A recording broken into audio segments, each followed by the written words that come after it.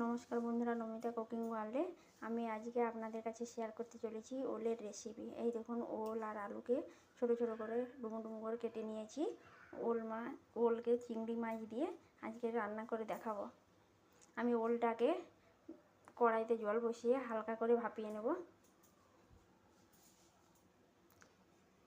এই দেখুন, কড়াইতে জল দিয়ে দিয়েছি। এরপরে দিয়ে দেবো ওল আর আলুটাকে হালকা করে ভাপিয়ে নেব।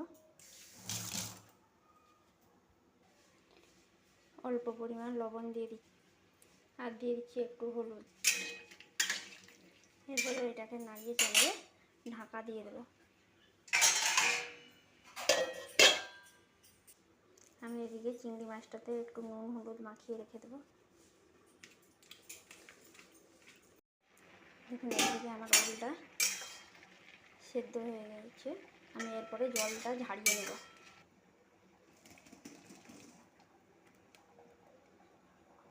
দেখুন, এইদিকে আমি কড়াই জ্বালিয়ে দিয়েছি ওল চিংড়ি করার জন্য। আমি একবারে কড়াইটা গরম হয়ে গেলে তেল দিয়ে দেব। কড়াইটা গরম হয়ে গিয়েছে, আমি অল্প পরিমাণ তেল দিয়ে দিচ্ছি। তেলটা গরম হয়ে গেলে আমি চিংড়ি মাছটা ভেজে নেব। চিংড়ি মাছটা ভেজে নিচ্ছি। চিংড়ি মাছটাকে আমি হালকা করে ভেজে নেব।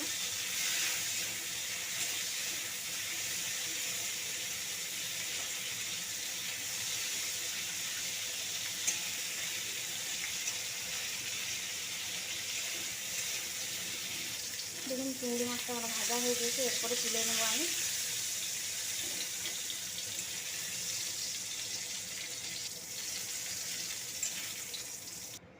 এরপরে আবারও একটু কড়াইতে তেল দিয়ে আমি ওল আর আলুটাকে ভেজে নেব।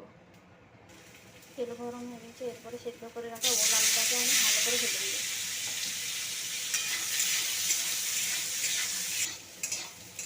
দেখুন, আমার লাল লাল করে ভাজা হয়ে গেছে। এরপরে তুলে নেব আমি।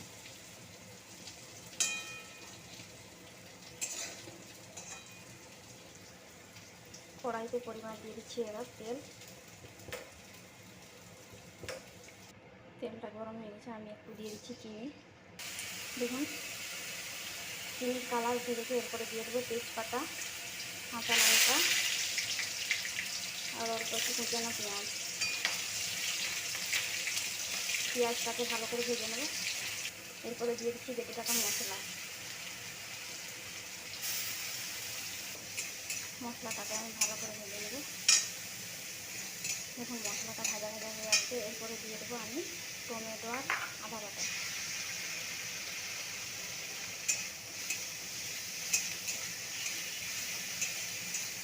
মশলাটাকে আবারও ভালো করে কষিয়ে নেব। মশলাটা ভাজার সময় আমি অল্প একটু লবণ দিয়ে দিচ্ছি। দেখুন, মশলাটা ভাজা ভাজা হয়ে আসছে। এরপরে আমি দিয়ে দেবো জিরা গুঁড়ো, অল্প একটু জিরা গুঁড়ো দিয়ে দিচ্ছি ধনিয়া গুঁড়ো একটু, হলুদ পরিমাণ মতো। সব কিছু দিয়ে আবারও ভালো করে ভেজে নেব। আর একটু দিয়ে দিচ্ছি কাশ্মীরি লঙ্কার গুঁড়ো। এবার মশলাটাকে ভালো করে ভেজে নেব।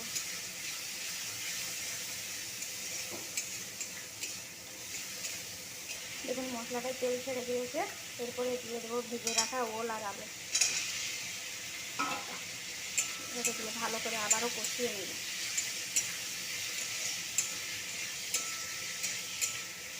আমার কষানো হয়ে গিয়েছে। এরপরে জল দিয়ে দেবো।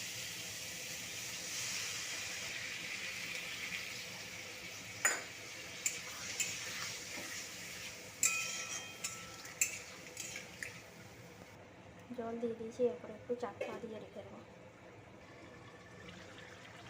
ফুল উঠে গিয়েছে। এরপরে দিয়ে দেবো ভেজে রাখা চিংড়ি মাছ।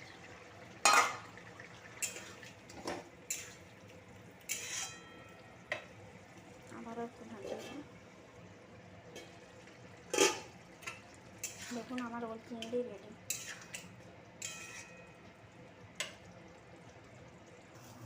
এগুলো ওল চিংড়িটা কত সুন্দর কালার হয়েছে। তো বন্ধুরা, আমার এই যদি ভিডিওটা ভালো লেগে থাকে অবশ্যই লাইক কমেন্ট শেয়ার করতে ভুলবেন না কিন্তু।